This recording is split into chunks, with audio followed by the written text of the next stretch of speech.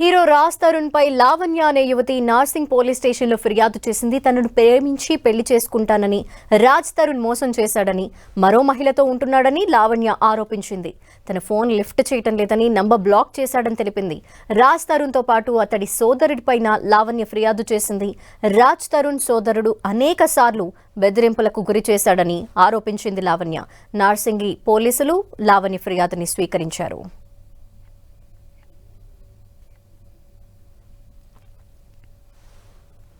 నటుడు రాజ్ తరుణ్ పై లావణ్య అనే యువతి తమకు కంప్లైంట్ చేసినట్టు తెలిపారు నార్సింగి సీఐ హరికృష్ణారెడ్డి. పెళ్లి చేసుకుంటానని తనను మోసం చేసినట్టు ఫిర్యాదు చేసిందన్నారు. కేసు నమోదు చేసి విచారిస్తున్నట్టు చెప్పారు. ఈవినింగ్ లావణ్య అని చెప్పేసి ఈమె ఈ రాజ్ తరుణ్ అనే వ్యక్తి పైన ఒక పిటిషన్ ఇవ్వడం జరిగింది నార్సింగి పోలీస్ స్టేషన్లో. ఈ లావణ్య అనే వ్యక్తి ఈ రాజ్ తరుణ్తో ఇద్దరు కలిసి రిలేషన్లో ఉన్నట్టుగా, ఆ రిలేషన్ తర్వాత ఈ రాజ్ తరుణ్ అనే వ్యక్తి ఇంకొక అమ్మాయితో ఉన్నాడు, ఆమెతో కలిసి ఉంటున్నాడు. సో నన్ను వదిలేసి వెళ్ళిపోయాడు. అవతల ఎవరైతే అమ్మాయి ఉన్నారో ఆ అమ్మాయి ఆమె కానీ ఆమె రిలేటివ్స్ కానీ ఈమెని థ్రెటన్ చేస్తున్నట్టుగా ఒక పిటిషన్ ఇచ్చింది. దాని మీద మేము ఒక పిటిషన్ రిసీవ్ చేసుకొని ఎంక్వైరీ చేస్తున్నాం. ఎంక్వైరీలో ఆమె ఇచ్చిన దానికి అలిగేషన్స్కి ఏమన్నా ఎవిడెన్స్ కానీ అది కానీ ఉంటే యాజ్ పర్ ప్రొసీజర్ ఏముందో అది ఫాలో అయ్యి ఇన్వెస్టిగేషన్ చేస్తాం. ఈ వ్యవహారంపై నటుడు రాజ్ తరుణ్ స్పందించారు. ఓన్లీ లావణ్య మాత్రమే. ఆమెతో కూడా ఆమె ప్రతి దగ్గర బ్లాక్ చేస్తుంటే ఆమె నాకు ఫోన్ రావట్లేదండి. నా చుట్టుపక్కల ఉన్న ఫ్రెండ్స్ కి వీళ్ళందరికీ ఫోన్లు చేస్తారు. సార్ ఈ 11 ఏళ్ళ సార్ ఈ రిలేషన్షిప్ లో మీరు అంటే ఈ క్యాప్ లో ఎన్నో సినిమాలు చేసి ఉంటారు. ఏ హీరోయిన్ తో మీకు సంబంధం అంటగట్టని లావణ్య ఈ రోజు పర్టికులర్ గా ఇప్పుడు వచ్చే సినిమా హీరోయిన్ కదండి. I will get affected more because of this. చాలా దగ్గర కొద్ది రోజుల్లో రిలీజ్ ఉందండి, అందుకని చెప్పి. మరి ఎంతో మంది డైరెక్టర్లకు కాల్ చేసిన లావణ్య మరి సార్ మీ సినిమా డైరెక్టర్ కాల్ చేసింది, మీ ఫ్రెండ్స్ కాల్ చేసింది, ఎవరు కూడా లావణ్యతో మాట్లాడే ప్రయత్నం చేయలేదు.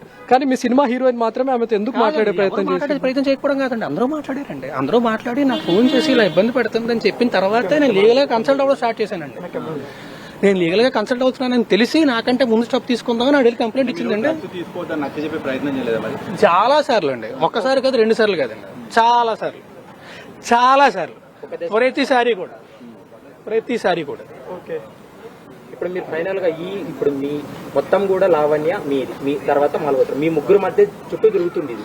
దీనికి మీరు ఫైనల్ గా ఏం చెప్పాలనుకుంటున్నారు? నేను ఏమీ చెప్దాం అనుకోవట్లేదండి. దయచేసి కొంచెం నాకు సపోర్ట్ చేయండి. నేను లీగల్ గానే ప్రొసీడ్ అవుతా, లీగల్ గా వెళ్ళి నేను కంప్లైంట్ ఇస్తా, నేను లీగల్ గానే ప్రొసీడ్ అవుతా. దయచేసి మీ సపోర్ట్ కూడా నాకు అవసరం. సార్ అరెస్ట్ ముందు వరకు టచ్ లో ఉన్నారా, లేకపోతే అరెస్ట్ తర్వాత నుంచి దూరంగా ఉంటూ వచ్చారా?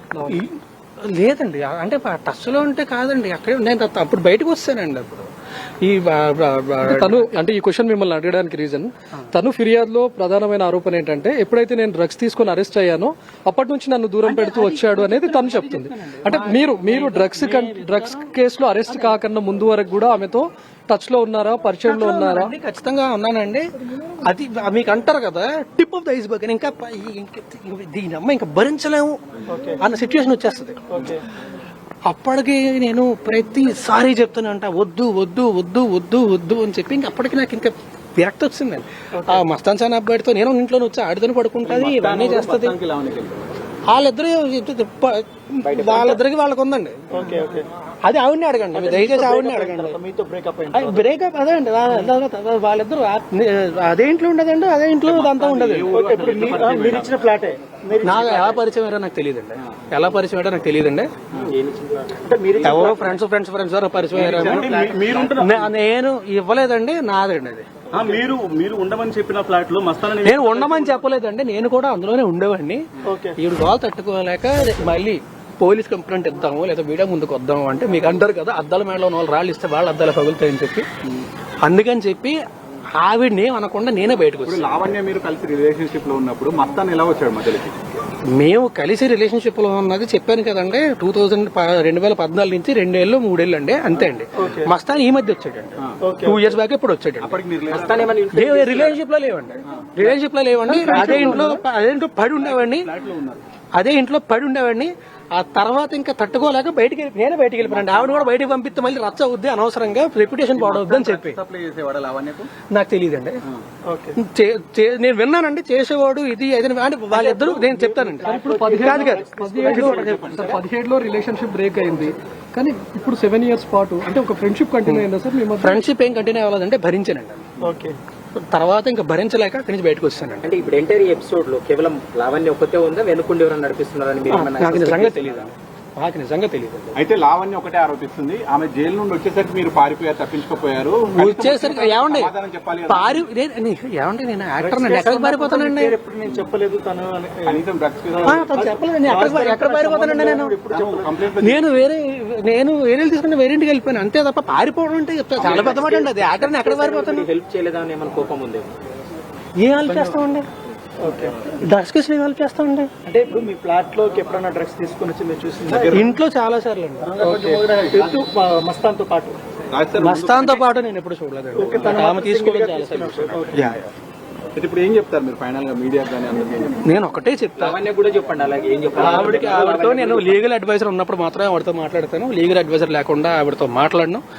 నేను మీడియాకి కానీ మీ అందరికీ చెప్పేది ఏంటంటే ప్లీజ్ సపోర్ట్ మీ. కొంచెం ఫీల్ అయినంత మీకు ఎంక్వైరీ చేస్తే మీకు నిజం చాలా ఈజీగా తెలిసిపోతుంది. కష్టం కాదు. రిలేషన్షిప్ ఉన్నప్పుడు వదిలేసినప్పుడు ఆమెకు ఒక సమాధానం చెప్పి వెళ్ళిపోవాలి కదా. ఏమండి ఆ తర్వాత సమాధానం చెప్పి వెళ్ళిపోవాలంటే అంటే తను వేరే రిలేషన్షిప్ మేనేజర్ లో మాట్లాడుతున్నారండి. తను ఆరోపిస్తుంది, కంప్లైంట్ కూడా చెప్పింది రాస్తారు, ఇప్పుడు నాకు కావాలి అని అంటుంది. ఏమండి తర్వాత ఎప్పుడు తర్వాత మాట్లాడలేదు అనుకుంటున్నారా మీరు? ఓకే చెప్పండి, ఎప్పుడు మాట్లాడారు? తర్వాత ఎప్పుడు మాట్లాడలేదు అనుకుంటున్నారా? తర్వాత మాట్లాడాను. ఆవిడ నేను మొత్తం అన్ని కూడా నేను కేసు ఫైల్ చేసినప్పుడు, కంప్లైంట్ ఫైల్ చేసినప్పుడు మొత్తం అన్ని డీటెయిల్డ్ గా నేను పోలీసులకు ఇస్తా.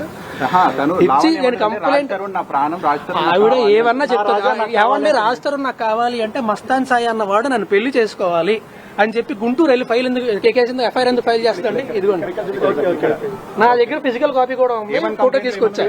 కంప్లైంట్ లోని వాడు నన్ను రేప్ చేశాడు, ఆడని ఇది చేశాడు, అది చేశాడు, మస్తాన్ సాయి అన్నాడు, ఆడని పెళ్లి చేసుకోవాలని గుంటూరు వెళ్ళి కేసు ఫైల్ చేసింది. మరి నేను కావాలి, నేను ప్రాణం అంటే ఆడి మీద ఎందుకు కేసు ఫైల్ చేస్తుంది? ఎఫ్ఐఆర్ కాపీ నా దగ్గర ఫిజికల్ కాపీ కూడా ఉంది. నేను ఒకటే చెప్తున్నా, నేను ఇంకేం మాట్లాడను. దయచేసి spend so much time here, దయచేసి ప్లీజ్ రెస్పెక్ట్ మీ. నేనేం చెప్పనండి, నేను కంప్లైంట్ ఫైల్ చేసిన తర్వాత ఖచ్చితంగా మీడియా లావణ్యకి ఏం సంబంధం? నాకు తెలియదండి, నేనేం మాట్లాడు.